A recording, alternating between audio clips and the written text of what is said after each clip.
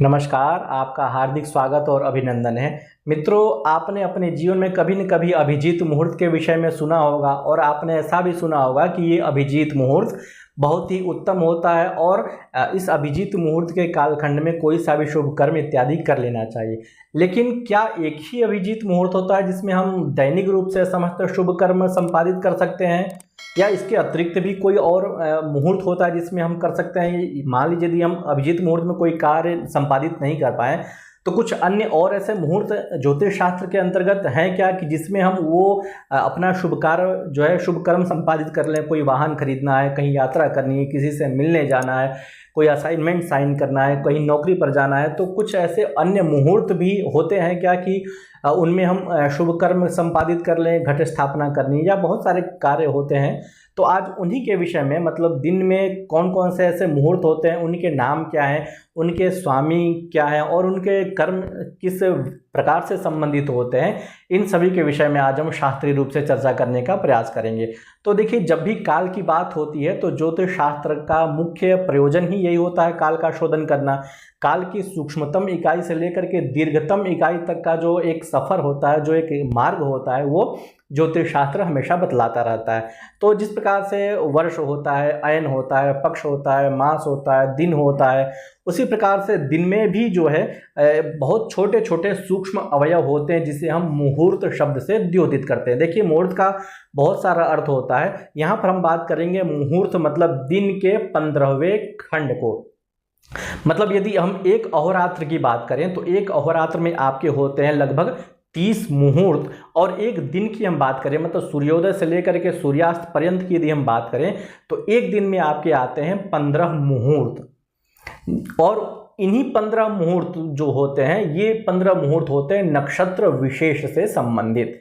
मतलब जो आपके अश्विनी भरणी इत्यादि करके जो 28 नक्षत्र होते हैं अभिजीत सहित, वो नक्षत्र पुनः एक बार उनका दिन में आवृत्ति हो जाती है। जिस प्रकार से प्रत्येक दिन में होरा के माध्यम से उस वार की आवृत्ति होती रहती है, तो ठीक वैसे ही एक पूरे अहोरात्र में मतलब 24 घंटे में या 60 घटी में इन 27 नक्षत्रों की एक बार आवृत्ति होती है। आवृत्ति इनकी क्रम से नहीं होती है, कुछ इनका व्युत्क्रम है, अथवा शास्त्रीय प्रमाण के आधार पर अथवा जो भी प्राचीन ग्रंथों में प्रतिपादित किया गया है कि अमुक नक्षत्र के बाद अमुक नक्षत्र का काल आएगा।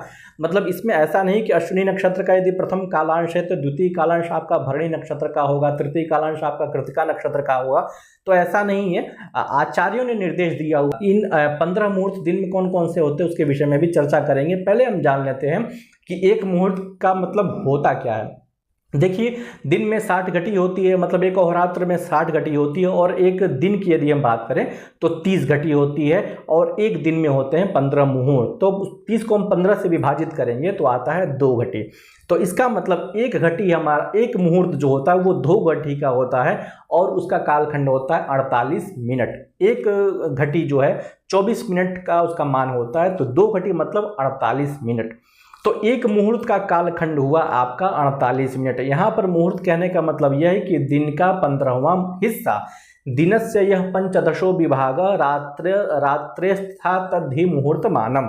मतलब दिन का जो 15वां भाग होता है अथवा रात्रि का जो 15वां भाग होता है, उसी को हम कहते हैं मुहूर्त का एक मान। तो आप ये समझे, एक मुहूर्त 2 घटी का होता है, मतलब 48 मिनट का होता है। आप 48 को आप 15 से आप उसको गुणा करेंगे तो आपको प्राप्त होगा 12 घंटा। तो सूर्योदय से 48 मिनट का आपको कालखंड प्रारंभ करते जाना है। तो आप तो अभिजीत मुहूर्त के बारे में सुने हैं, तो देखिए अभिजीत जो मुहूर्त होता है वो हमारा 8वां मुहूर्त होता है। दिन में आपके 15 मुहूर्त बने, तो पहला जो दिन का मुहूर्त होगा उसे वो होता है आपका आर्द्रा नक्षत्र से संबंधित प्रथम मुहूर्त होता है, क्योंकि उसका स्वामी होता है शिव, भगवान शिव उसके स्वामी होते हैं। तो दिन का जो पहला आपका नक्षत्र बना अथवा नक्षत्र का कालांश बना वो होता है आर्द्रा। दूसरा जो नक्षत्र का कालांश होता है वो होता है श्लेषा। तीसरा जो नक्षत्र का कालांश होता है अनुराधा। चौथा जो नक्षत्र का कालांश होता है मघा। पांचवा होता है धनिष्ठा। छठवां होता है पूर्वाषाढ़ा। सातवां होता है उत्तराषाढ़ा। आठवां होता है अभिजीत। नौवां होता है रोहिणी का कालांश। 10वां होता है ज्येष्ठा नक्षत्र का कालांश। 11वां होता है विशाखा का कालांश। 12वां होता है आपका मूल नक्षत्र का कालांश।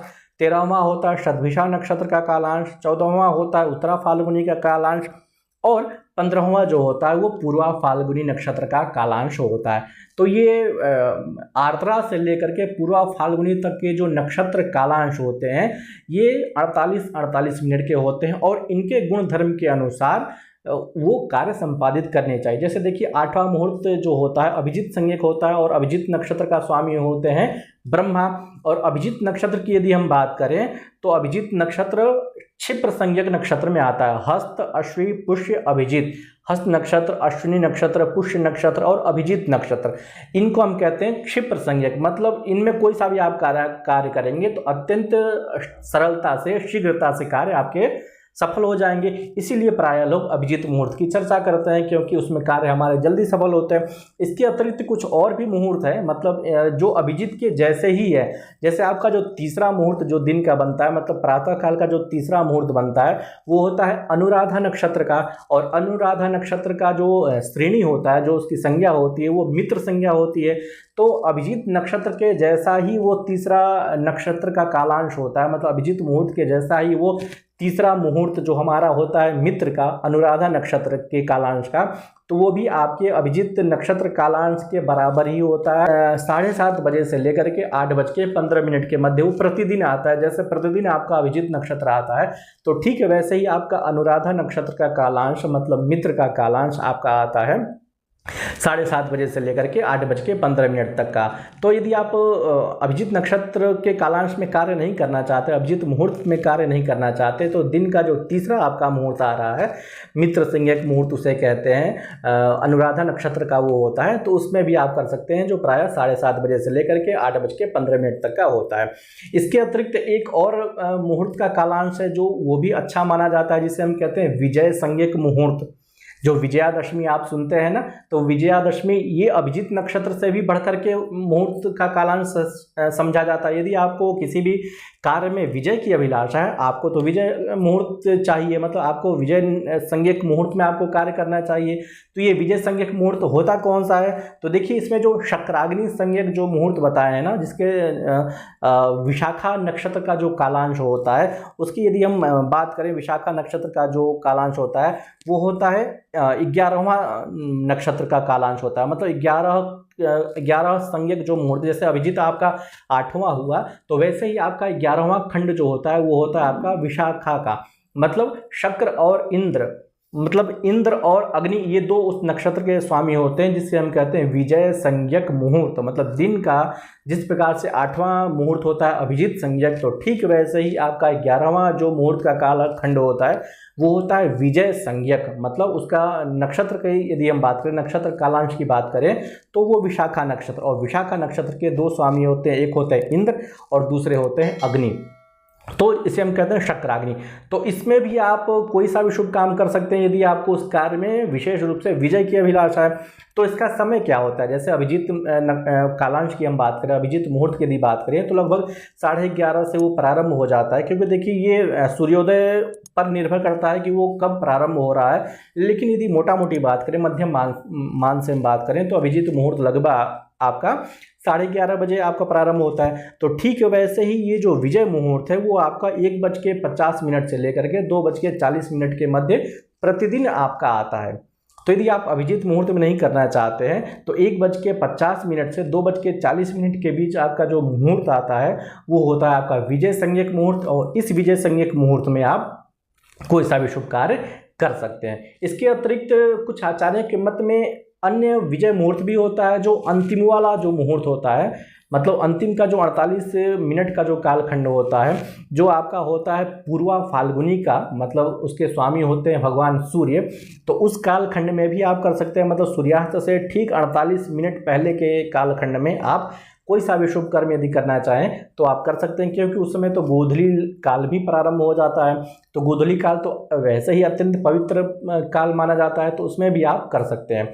तो ये दिन के जो 15 अन्य जो आपको बताए गए हैं, जो छोड़ दिए गए हैं, तो देखिए जो दिन का जो दूसरा कालखंड यदि हम बात करें, जैसे पहला कालखंड होता है भगवान शिव का, आर्द्रा नक्षत्र का होता है, और आर्द्रा नक्षत्र अशुभ नक्षत्र की श्रेणी में आता है।